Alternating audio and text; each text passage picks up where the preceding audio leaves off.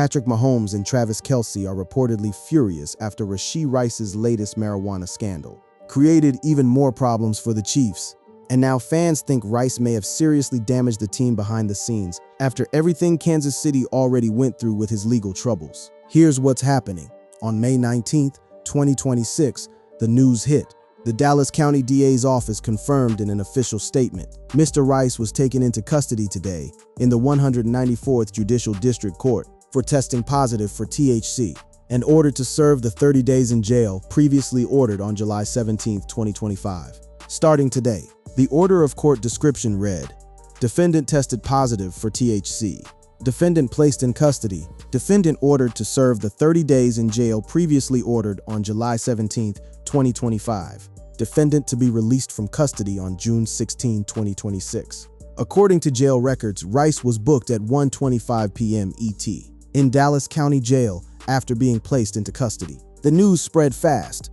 Reporters scrambled to confirm it. Matt Foster of KSHB 41 in Kansas City confirmed the news, posting the trial docket, reporting that Chiefs WR Rashee Rice violated his probation after testing positive for marijuana and has been ordered to serve 30 days in jail, meaning he will miss Chiefs OTAs and mandatory minicamp.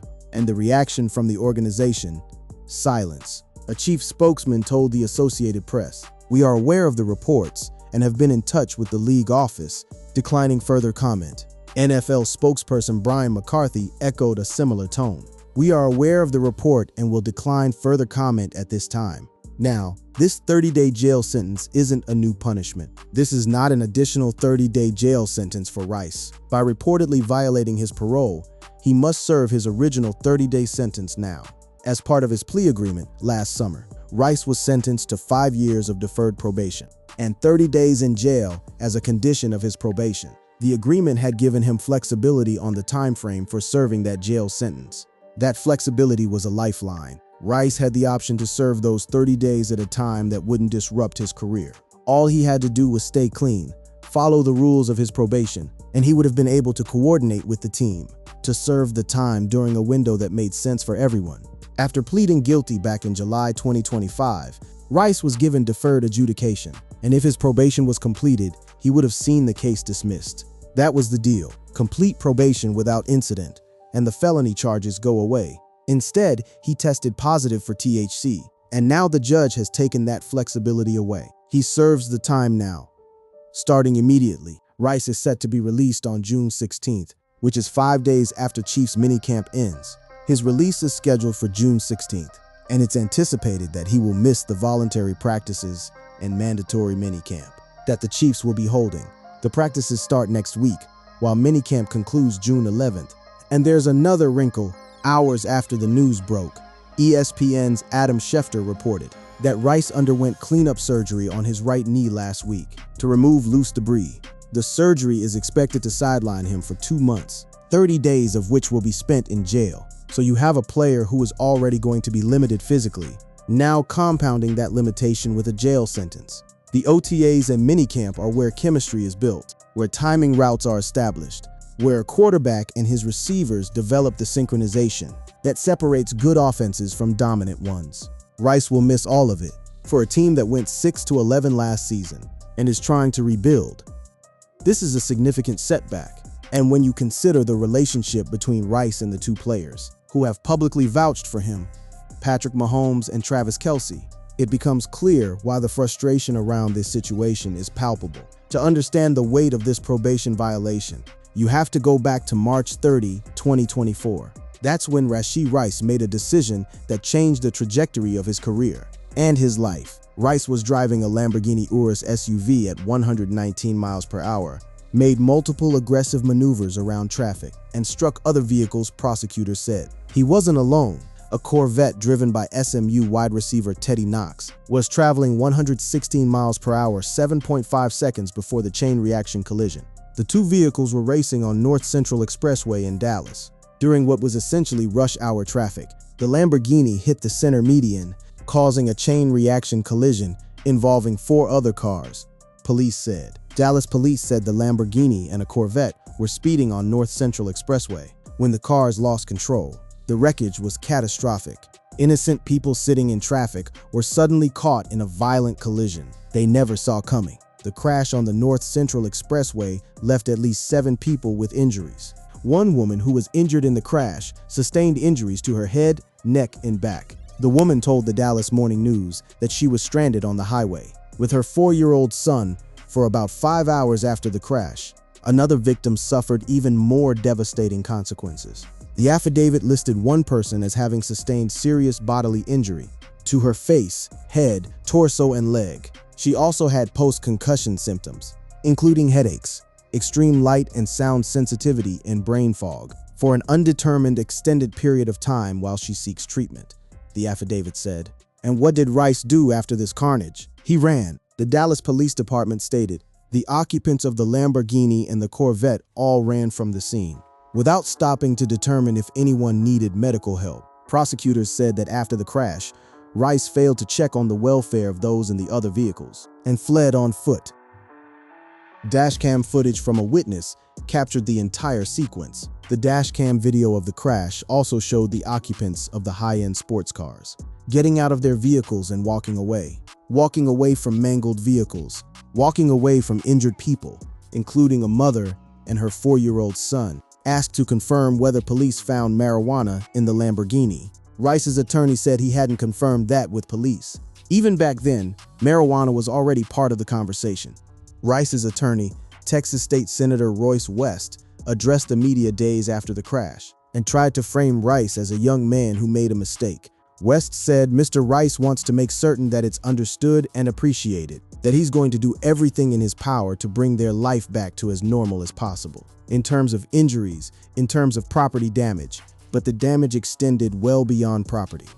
Other drivers involved in the car crash filed civil lawsuits against Rice, with victims claiming extensive injuries. One of the lawsuits ended in a $1.1 million settlement, but the attorney representing the victim told CBS News Texas in September that Rice had not paid a single cent. It took over a year for the criminal case to reach a resolution. Rice admitted to 2 third-degree felony charges, including a collision involving serious bodily injury and racing on a highway causing bodily injury. Rice was initially charged with 1 count of aggravated assault, 1 count of collision involving serious bodily injury, and 6 counts of collision involving injury. According to his attorney, the remaining charges were dismissed. The plea deal was generous: 5 years of deferred probation, 30 days in jail at a time of his choosing, and the possibility of having the case dismissed entirely if he completed probation. All he had to do was follow the rules. The Dallas highway crash was not the end of Rice's off-field problems. It was, in many ways, just the beginning of a cascade that has continued to pile up. At training camp prior to last season, Rice said he had completely changed and grown from the experience, which included a 6-game suspension for violating the league's personal conduct policy. "You have to learn from things like that," Rice said. "I've learned and taken advantage of being able to learn from something like that." Those words ring hollow now. But even before this latest violation, there were serious red flags. In January 2026, Jones did not refer to Rice by name when she brought forth the domestic violence allegations. She posted photos to Instagram of herself with a bloody lip and scratches and bruises on her face and body. She accused an unnamed partner of physical abuse, said the couple broke up in late 2025, and mentioned that the former partner locked her outside in freezing weather. Then in February 2026, it escalated. Dakota Jones, who said she was pregnant during many of the alleged assaults, is seeking more than $1 million. Jones alleges that Rice strangled her in December 2023 and exhibited a history of abusive behavior through the relationship in Texas and Missouri until July 2025. The allegations in the lawsuit were disturbing and detailed. The lawsuit states Rice has grabbed, choked, strangled, pushed, thrown, scratched, hit, and headbutted Miss Jones, as well as hit her with inanimate objects. The suit also says Rice punched walls, destroyed property, and broke furniture, while also locking her out of their apartment at night. Jones claimed physical pain and mental anguish, physical impairment, disfigurement, previous and future medical care, and loss of earnings as part of the damages in the suit. Rice's legal team pushed back with a specific counter. His attorney Sean Lindsay pointed to an earlier sworn statement on October 9, 2025, well after the parties' relationship had ended, that Mr. Rice and I had a verbal argument, but he did not punch me. The NFL investigated the claims under the personal conduct policy and ultimately decided to take no action. According to Adam Schefter of ESPN, the NFL determined that Rice has not engaged in conduct that violates the personal conduct policy and will not face discipline at this time. The lawsuit remains open, but for now, the NFL has closed their review of the accusations. So Rice dodged a bullet there. No additional suspension, no discipline from the league. He was cleared to play in 2026 without any further penalties hanging over his head. Fantasy analysts were even writing that Rashee Rice has had his share of off-field problems, but the NFL is not seeking a 2026 suspension. But now you add the marijuana probation violation on top of everything, and the picture becomes impossible to ignore. This is a player who was involved in a 119-meter crash that injured multiple people, fled the scene, was accused of domestic violence by the mother of his 2 children, served a 6-game NFL suspension, and now has tested positive for THC while on felony probation. At some point, the pattern speaks louder than any prepared statement about change and growth. Rice also faces a civil lawsuit from the street racing incident that is scheduled to go to trial June 9. That trial will take place while he is in jail. A separate civil suit was filed by former partner Dakota Jones, who is seeking more than $1 million in damages and alleges a pattern of physical abuse between December 2023 and July 2025. The NFL cleared Rice of further discipline in the Jones matter, citing insufficient evidence, though the civil suit remains active. The legal entanglements are stacking up, and each one chips away at the narrative that Rice has turned a corner. And for the Kansas City Chiefs, each new incident raises the same uncomfortable question. How much more patience can they afford to extend? Patrick Mahomes and Travis Kelce have been the pillars of the Kansas City Chiefs dynasty. 3 Super Bowl victories, 5 Super Bowl appearances, a run of dominance that put them alongside the greatest teams in NFL history. And throughout all of it, they vouched for Rashee Rice. When Rice came back from his suspension in Week 7 of the 2025 season, Patrick Mahomes' wife, Brittany, teased Rashee Rice's long-awaited return. As the Chiefs prepared for a high-powered matchup and offensive reset, the excitement around Rice's return was genuine. The Chiefs had been starved for a true #1 wide receiver, and Rice was supposed to be that guy. Rice burst onto the NFL scene as a second-round pick for the Chiefs in 2023, reeling in 79 catches for 938 yards and 7 touchdowns in his debut campaign. His 2024 season was cut short when he collided with Mahomes and suffered a season-ending knee injury in Week 4. So in essence, the Chiefs had only gotten 1 full season out of their prized receiver. Before the crash, the legal battles, the suspension, the knee injury, and now this probation violation conspired to limit his availability.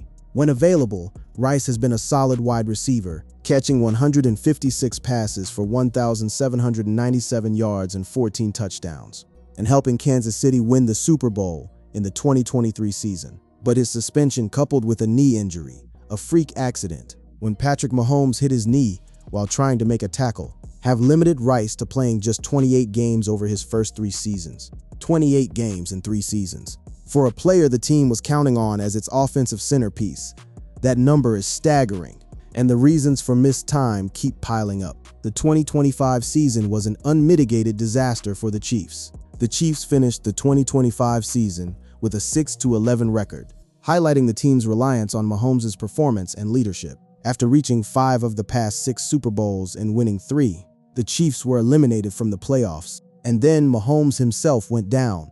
On December 14, 2025, Kansas City Chiefs quarterback Patrick Mahomes went down with a torn ACL and torn LCL. The scene inside Arrowhead Stadium was somber. After the game, the atmosphere inside the Chiefs' locker room was sorrowful.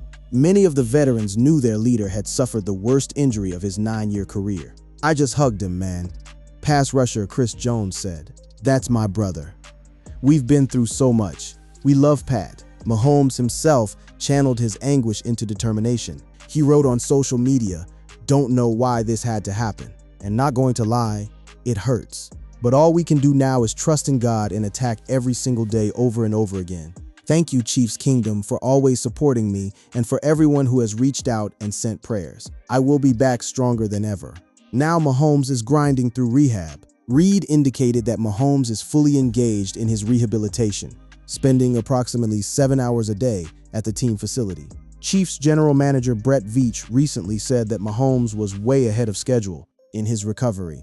According to Schefter, there is a realistic chance that Mahomes will be in the lineup when the Chiefs open the 2026 regular season with a Monday Night Football home game versus the rival Denver Broncos on September 14th. And while Mahomes is spending 7 hours a day rehabbing, trying to come back from the most devastating injury of his career, his supposed #1 wide receiver just got himself thrown in jail for smoking marijuana. Think about the optics of that. Think about the message it sends to a locker room that is trying to rebuild. After the worst season in nearly a decade, NFL fans were upset with Kansas City Chiefs tight end Travis Kelce, who was wearing a t-shirt in support of Rashee Rice earlier in the 2025 season, a gesture that showed the veteran tight end had Rice's back. Kelce literally wore his support on his chest. He put his reputation on the line for a teammate who he believed would step up and be the player the Chiefs needed. And now that same teammate is sitting in a jail cell because he couldn't pass a drug test during probation. Kelce, 36, is in the final year of his contract. He shared that he plans to decide whether to return to the Chiefs by early March before NFL free agency begins. Kelce's favorite teammate is Mahomes, and the tight end declined to chat with reporters after Sunday's game. Kelce's own future with the team has been a storyline all offseason. He came back for presumably one last ride, one more chance to chase a championship. And the teammate who was supposed to elevate the offense to championship caliber just torpedoed his own offseason with a THC violation. The ripple effects of Rice's marijuana violation extend far beyond 30 days in a county jail. They touch the fabric of what the Kansas City Chiefs are trying to build. As they enter one of the most pivotal seasons in franchise history, as one analyst wrote, regardless of Rice's status, the Chiefs' wide receiver room already had plenty of questions ahead of the 2026 season. Kansas City's plan at pass catcher appeared to revolve around Rice, taking the team's #1 receiver role for a full 17 games in 2026. Following Rice's suspension and injury-shortened 2025 season, with Rice in jail, the burden shifts. Former first-round pick Xavier Worthy is the next man up in the position group, as he hopes to solidify his role in his third NFL season. Last year, Worthy was injured during the first offensive drive of the season, delaying the start of his 2025 campaign. Worthy ended the year with 42 catches for 532 yards and 1 touchdown. The Chiefs also bolstered their quarterback room as an insurance policy for Mahomes. The Chiefs proactively addressed the backup quarterback position by acquiring Justin Fields from the Jets. The trade, announced in March 2026, provides Kansas City with a proven commodity, capable of stepping in if needed. Andy Reid himself addressed the situation with candor. Reid expressed confidence in Fields' ability to contribute, stating, "Well, we snuck out and got a good quarterback to back him up. So if he doesn't, if he's not able to build it for the beginning of the season, then we know we've got a legitimate backup there that can win games for us." But no amount of backup quarterback planning can replace what Rice was supposed to provide. Over the last 3 seasons, including the NFL playoffs, Rice has averaged 18 fantasy points in 21 games in which he played at least 65% of pass plays, of players with at least 500 routes over that span. He ranks 5th in points per route and 9th in yards per route. When he's on the field, Rice is one of the most productive receivers in football. The problem is that he simply cannot stay on the field or out of trouble. Rice finished last season with 53 catches for 571 yards and 5 touchdowns, as Kansas City went 6-11 and missed the playoffs. He had been expected to serve as the team's primary receiving target in 2026. So where does this leave us? The title of this video asks about Patrick Mahomes and Travis Kelce losing it on Rashee Rice after the marijuana scandal. And the evidence suggests the frustration is both justified and deeply personal. These are 2 players who staked their credibility on Rice's potential. Mahomes told reporters after a tough loss last season that, "I'm gonna go to those guys in big moments," when referring to Rice. Kelce wore a t-shirt in public supporting Rice during his suspension. The organization declined to comment on this latest incident, which is about as loud as corporate silence gets. The truth is, no public statement from Mahomes or Kelce has emerged, directly blasting Rice over this marijuana violation. The Chiefs are handling this internally, behind closed doors, as they always do. But the frustration doesn't need to be spoken to be understood. Patrick Mahomes is spending 7 hours a day rehabilitating a torn ACL to be ready for Week 1. Travis Kelce came back for one more season instead of retiring, and the wide receiver they were both depending on, the one who promised he had completely changed, is sitting in Dallas County Jail because he tested positive for marijuana during felony probation. Rice had the world laid out in front of him, a team that stood by him through a 119 McMiffy crash, a hit and run, a suspension, a domestic violence lawsuit, and a knee injury. A quarterback in Mahomes willing to target him in the biggest moments. A veteran in Kelce willing to publicly back him when nobody else would. A head coach in Andy Reid known for giving players second, third, and fourth chances. And a plea deal that would have erased his felony charges entirely. If he just stayed out of trouble, he couldn't do it. And now the question isn't whether Mahomes and Kelce have lost it on Rice. The question is whether the Kansas City Chiefs can afford to keep betting on a player who keeps folding his own hand.